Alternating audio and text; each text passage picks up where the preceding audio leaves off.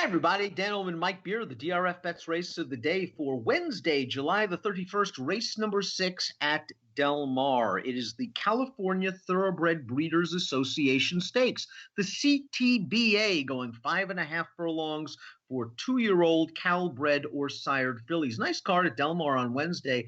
Get involved with a DRFBets account, sign up using the promo code HELLO, and start playing away. Let's take a look at the field for the CTBA. Again, juvenile fillies going 5.5 furlongs on the main track. You can access free formulator past performances on the Race of the Day event page at drf.com. Download them, handicap along with us. We'll take the field in post position order, beginning with the 1 Roses for Laura.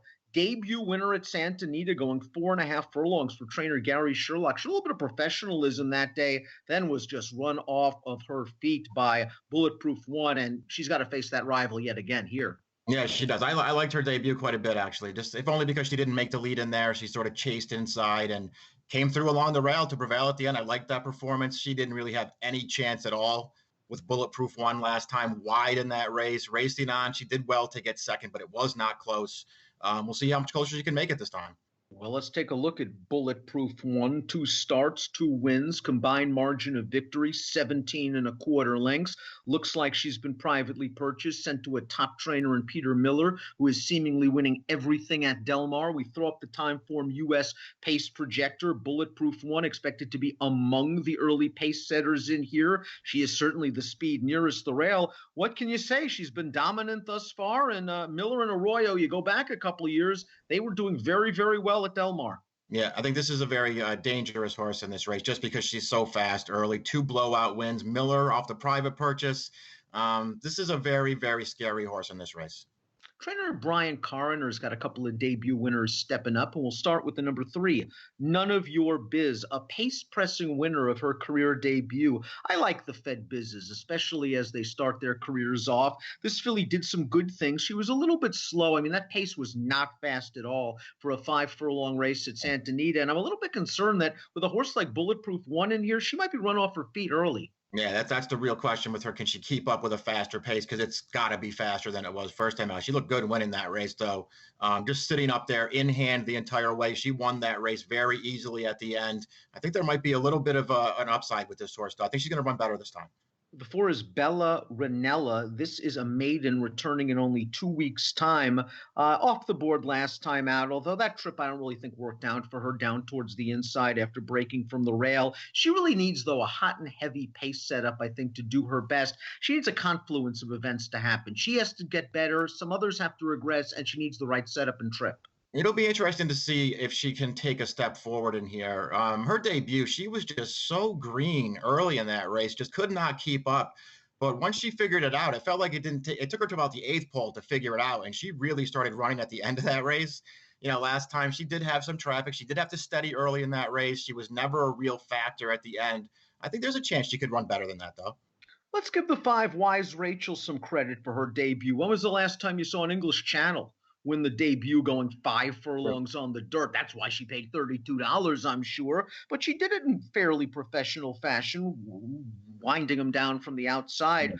48 Beyer speed figures very light compared to the main contenders in this race. She has to do a lot better. I'm going to wait for her to eventually stretch out and switch surfaces. Yeah, me too. I'll take nothing away from her for winning first time out. She was wide that day. She managed to grind it down late. It was a race that was dominated by long shots. She was a big price. Runner-up was a big price. The favorites just didn't show up. The 6 is Unchain Her Heart, gate-to-wire winner against Calbreds at Santa Anita on June the 21st. This is the 2nd Brian Coroner-trained runner in this race. This one took a lot of money. She was no surprise. She went right to the front, and she kept on going. I think there's some upside here. I like this outside post position. I think she's fast enough where she won't be run off her feet, but can obtain a good stalking position. She stretches out from 4.5 to 5.5, but she has some ability. Yeah, she ran pretty well first time out. Took some pressure on the lead in that race. I like the way that she held it, and then she finished that race up pretty well. I like the way she finished at the end. This really could be okay.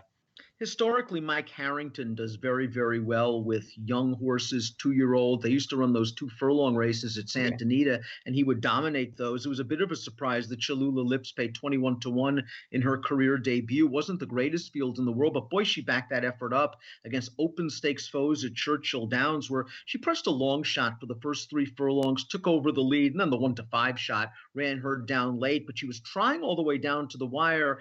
I think with horses trained by guys like Harrington, you always worry that they're going to be great their first, their second, their third starts, and then eventually the other horses catch up with them because they're trained for speed. But based off that effort, I love that the fact she's outside of the Peter Miller horse. She's going to be in a great chance to win, but she's also going to be bet hard. Yeah, I mean, I guess, I think you have to look at her as the horse to beat in this race just based off of her last effort because she ran really well in there. That big favorite came for her. It's not like she just conceded to that horse. She made that horse work for it at the end. Really nice performance. If she comes back west and runs that race again, she's supposed to be hard to beat in here.